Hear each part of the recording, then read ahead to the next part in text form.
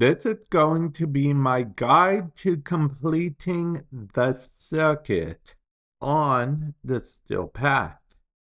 So, you will need two things in order to do the circuit on the steel path mode anyway. First, you will actually need to complete every node in Warframe in the star chart, because that's how you'll unlock the steel path. And second thing, you will need to have completed the Duviri Paradox quest.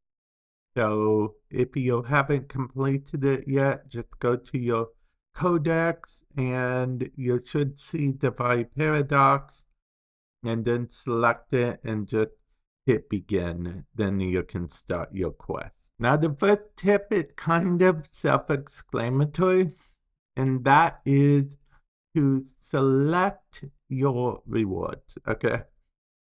Select the things you want from this thing to begin with. Otherwise, it won't let you begin, and why would you want to play with no hope of rewards at all?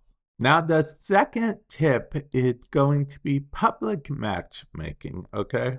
Now, I know some people don't like playing on public matchmaking because it's kind of hit or miss what kind of group you get, but with this mode, it literally just increases the chances of you being able to do more. So public matchmaking is your friend in that regards. If you have a bunch of friends that also want to play, or you can go into recruiting if you want, but public matchmaking is your friend in this mode, especially if you've just unlocked the steel path and you're not sure if your warframes are good enough at the moment.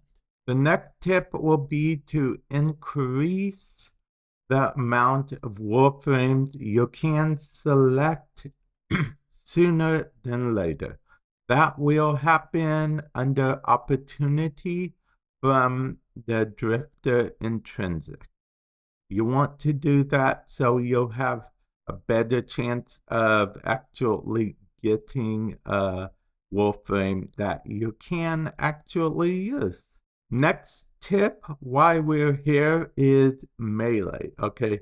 Melee is very important. If you don't select anything else, if you decide you want everything else to be randomized, always select your melee. Reason being, because for whatever reason, the decrees and stuff do actually focus on powering up your melee more. So that is, that makes it very, very good to get melee. As you can see, my melee got powered up right from the get-go with venomous touch. And then finally, survival and exterminate are your friends if you're solo especially, okay?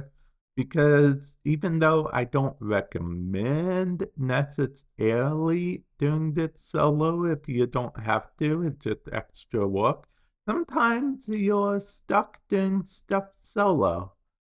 And the modes that you can do solo with little to no problem are probably survival and exterminate. Especially exterminate. Survival may or may not be a little too hairy for you.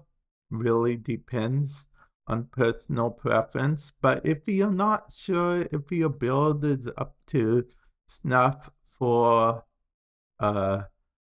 steel path, you can test out one of the loner builds if you want, and definitely exterminate. If you see exterminate at the first one, you can do it, then get out, okay? There's no need to complete all of them. You just have to survive the initial mission, and then after you do that, it will let you leave if you want to, and leaving might not be bad at all. But yeah, that is my guide. Hopefully it helps you in some way, shape, or form. Let me know if it does. And with that said, I will catch you guys in the future. Later.